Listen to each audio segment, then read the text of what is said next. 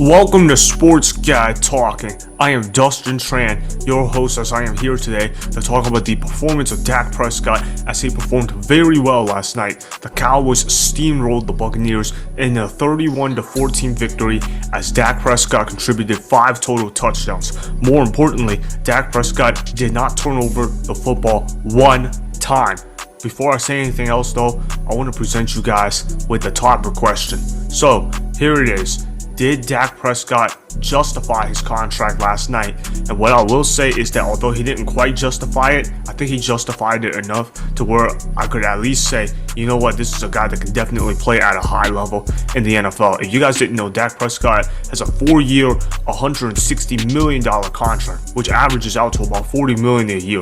Although this is not as much of an overpay as a guy like Kyler Murray, people like Russell Wilson and Deshaun Watson, just to name with a few others as well, that is still an overpay of a contract. Dak Prescott, before last night, had never shown that he was worth $40 million a year. I know someone's going to go ahead and bring up the stats, but honestly, stats in the NFL don't really mean all that much because stats are dependent on whether you have weapons in the NFL or not.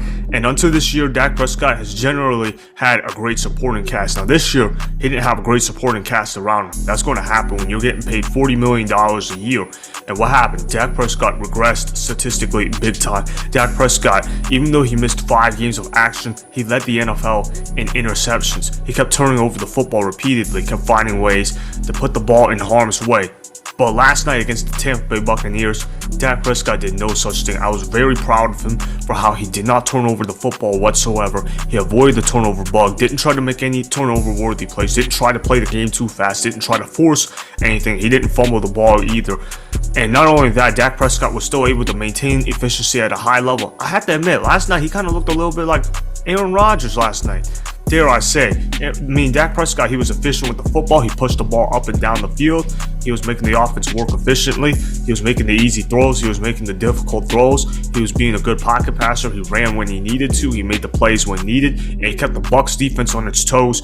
And quite frankly, the Bucs, even though they had a really good defensive line, they were really a non-factor in this game. I mean, the Bucs defense, they did sell out to stop the run. But Dak Prescott said, you know what, who cares if the running game doesn't show up, because I'm going to go ahead and do my thing. I'm going to go ahead, push the ball down the field. There's a reason why he averaged 9.2 yards per attempt. So that means he did a good job pushing the ball down the field. He only took 1 sack. I mean, he had a passer rating of 143.3. You know what that tells me? That tells me that you were really efficient with the football as far as I'm concerned. And anytime a quarterback has a 143.3 passer rating, you're going to win that game more often than not. I'm not going to lie. I thought Dak Prescott was going to struggle against this Bucs defense. He did struggle against them the first time earlier in the year. And he had shown a prosperity to turn over the football constantly. And he also just came off of a game where he completed 38% of his passes against the Washington Commanders, a team that was already eliminated from playoff contention. But what Dak Prescott did was responding. And if you want to be a great quarterback in the NFL, you have to know how to respond at a high level. Everybody can respond to when they're doing well. Everybody can respond when things are going easy. What about when times are tough on you? What about that? And that was a good question that people had about Dak Prescott. But he responded. He came out there and led down 4 80-plus yard scoring drives, which means that what he is doing is eating out clock, making the efficient throws, and he's playing very well. On a scale of 0 to 100 with a QBR, Dak Prescott scored a 96.5, meaning that he had almost basically played a perfect game. And what Dak Prescott showed me last night was, when I said that he was a top 10 quarterback last year, you know what? He may have actually justified that. I actually was thinking, oh man, I'm probably overrated Dak Prescott big time. But Dak Prescott, he went out and proved me wrong, and I could not be more proud of Dak Prescott. I mean, Dak Prescott, he showed us why he should be a top 10 quarterback in the National Football League. I know that may sound drastic, but when you look at what Dak Prescott did, moving the team with such efficiency, you just have to give him his credit where credit is due. The hate on Dak Prescott has got to stop. Dak Prescott is a good quarterback.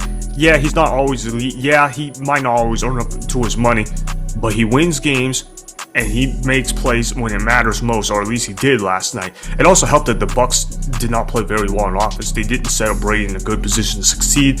Now, I thought Tom Brady was the GOAT. He still is the GOAT to me. But obviously, when a team is throwing the ball 66 times plus 2 sacks, so that adds up to 68 pass plays compared to 12 runs, Yeah, that's not a good balance whatsoever. That is never a winning formula in the National Football League.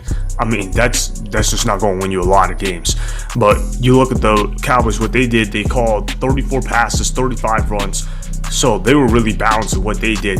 I mean, this is where Dak Prescott thrives. Dak Prescott thrives in an offense where you can play balance, where you can play keep away, and where he just needs to make the throws on third down. And there's nothing wrong with that. Some quarterbacks, that's where they make their dough. That's where they make their money. And that's where they're really good at.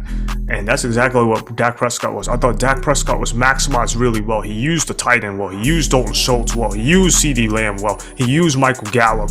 All right, he did a good job spreading the ball around to his teammates. And that's what Dak Prescott is. Dak Prescott is a distributor of the football. And that's why they're paying him that contract. And with that playoff win, that brings Dak Prescott now to 2 playoff wins, which means that in a way, yes, his contract is justified, because it's not like Dak Prescott is the highest paid player in the NFL. He's only like a top 10 highest paid player, and with more players getting ready to be paid more and more in the upcoming off seasons, the contract for Dak Prescott might be just getting better and better. Now, can Dak Prescott continue to improve his performance is going to be the question. Now he goes up against the San Francisco 49ers defense. Now he's going to have to face those dogs and Nick Bosa, Eric Armstead, Fred Warner, Dre Greenlaw, those kind of guys. So when you look at it from that perspective, it's going to be a tough task for the Dallas Cowboys to beat the San Francisco 49ers next Sunday. I do think it is possible, but I think it's going to be very, very hard to do so. This Niners defense is just too good. And even if Dak Prescott somehow can crack the code of the Niners defense, the Niners offense is just simply too explosive. With Brock Purdy at quarterback, I like the guy, by the way, but with Brock Purdy at quarterback, he can get the ball to Christian McCaffrey, he can get the ball to Deebo Samuel, he can get the ball to George Kittle, he can get the ball to Brandon Ayuk. If not, there's Elijah Mitchell, Ray McLeod, and then of course you got the coach, Kyle Shanahan, one of the best coaches in all of football. So when you look at the Cowboys in the Niners game, honestly, I don't expect Dak Prescott to overcome all those deficiencies and force an upset victory. I really do not see that happening. And that's not going to be a knock on Dak Prescott if he can't beat the Niners defense, because honestly, almost no one can.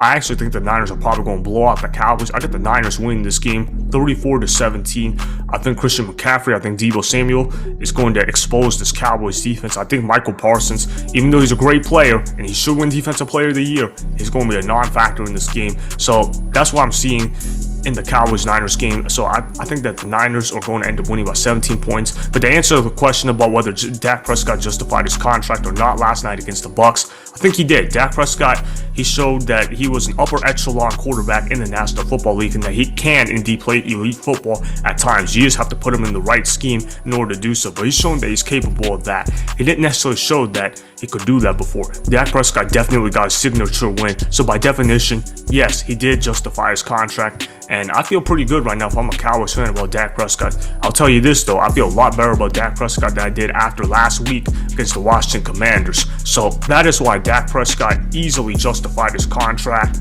last night against the Buccaneers. Remember, go ahead and subscribe to Sports Guy Talking. Like the video and please comment down below. If you guys do that, I may shout you guys out in my Instagram story every Monday. That'll be for the @DustinTran Instagram account. Make sure to follow me on Instagram @DustinTran and @Sports Guy Talking. Also, go follow me on Twitter @DustinTran. Again, go ahead and do those things that I just told you guys to go do. Hopefully, you guys enjoyed the content that was just produced. Peace out. I hope you enjoyed that video. Want more Sports Guy Talking, the home of great sports content? Make sure you click that subscribe button to get the latest from Sports Guy Talking. Go ahead and like the video. Comment down below. Check the description box on the video in order to follow my Instagram and Twitter. Also, be sure to check out more of the best clips from the YouTube channel, Sports Guy Talking.